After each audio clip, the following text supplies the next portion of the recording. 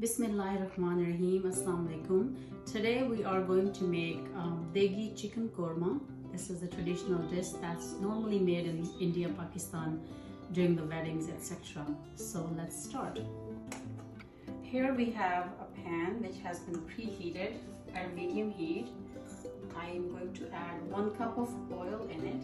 I'm using olive oil. You can use any oil or ghee, whatever you like. Now I have some dry spices here, 2 curry leaves, 1 cinnamon stick, and 1 badian, and 3-4 green cardamoms. You have to saute them just for a few minutes until we can smell the fragrance of these spices.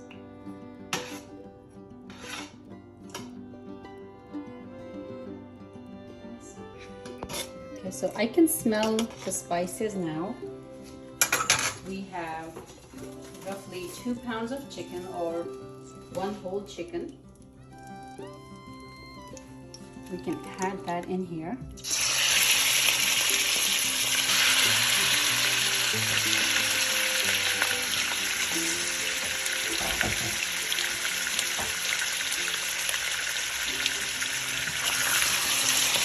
And just fry it. Okay, so we turn the heat too high because if the heat is medium, the chicken is going to release water and then it won't roast properly because we have to change the color of the chicken. I will roast it for a few minutes until the color has changed. Okay, the chicken looks good. The color has changed. Now we are going to add 2 tablespoons of ginger garlic paste each.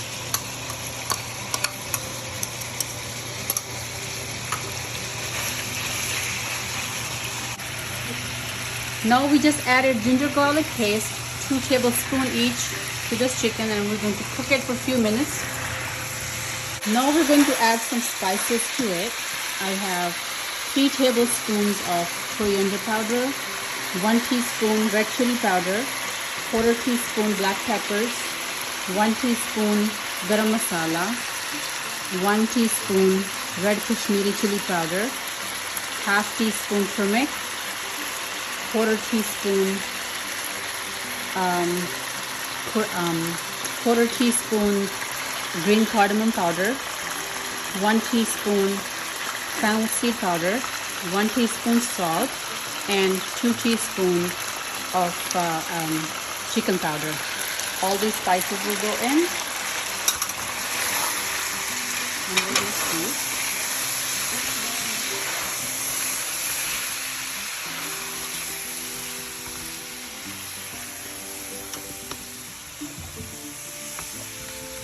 Now we're going to add a little bit of water so all the spices can cook. And we'll do this a few times until all the spices are properly cooked. Just don't put too much water, maybe 1 tablespoon or 2 tablespoons at a time. Alright, now I'm going to add some yogurt in it. I have 1 cup of yogurt. And put this all in and let it cook. I will mix it first and then we'll just cook it in yogurt. I'm going to turn the heat down a little bit to medium. Okay, it's been cooking in yogurt for a while. As you can see, bubble, bubble, bubble. That means it's ready now. I am going to put 1/2 cup of fried onions. If you don't have fried onions, you can fry them in the beginning after you put the oil in. And then you can do the rest of the cooking process. But because I have fried onions, it makes my life so much easier. After we put the onions in, I'm going to cover it for a few minutes just so meat becomes tender, and then we'll meet after 3 minutes. Okay, it's been 3 minutes. This is how our korma looks like. And it looks like everything is roasted well. Now I'm going to add a little bit over 1 cup of water. You can add more if you like, according to how much gravy you want. I don't want it to be too liquidy. It just has to be perfect. So I think I just put 1.5 cup water. I am going to cook it for 3 to 4 minutes with the lid on, and then our korma will be ready. Let's meet. I have a nutmeg. You can use nutmeg powder. I'm going to just make fresh powder because it tastes and smells so much better. Not the whole thing, that'll be too much, maybe just 1/4 of the nutmeg. So I have this little thingy that I got from New York City for about $15. You can buy that as well if you like. And I'm going to grate this, take out the rest, and leave 1/4 of it in there. And now I'm going to make a powder out of it.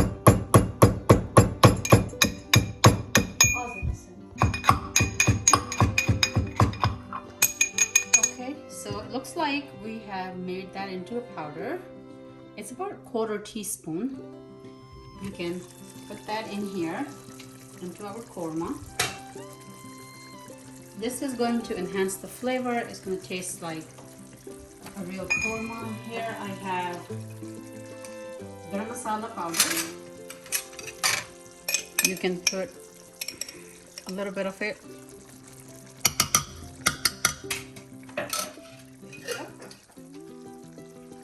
Mix it well. And this korma looks delicious. As you can tell, it's enough gravy.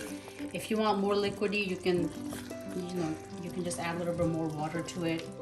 If you want thicker than this, you can cook it a little bit longer so the water can just evaporate. It looks good. And this is how much the gravy I want in my korma. Otherwise, it's just too watery. I'm going to dish out.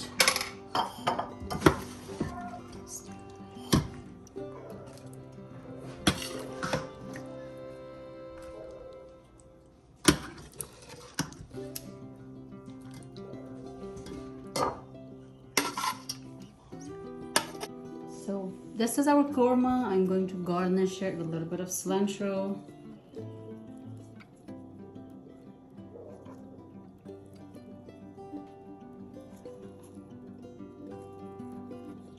And it's ready to serve. So if you like this video, if you want me to share the recipe of naan to go with the korma, please let me know in the comments below. In my next video, I will show you how to make the naan. I hope you enjoyed it. Please try this recipe at home and let me know how was your chicken korma.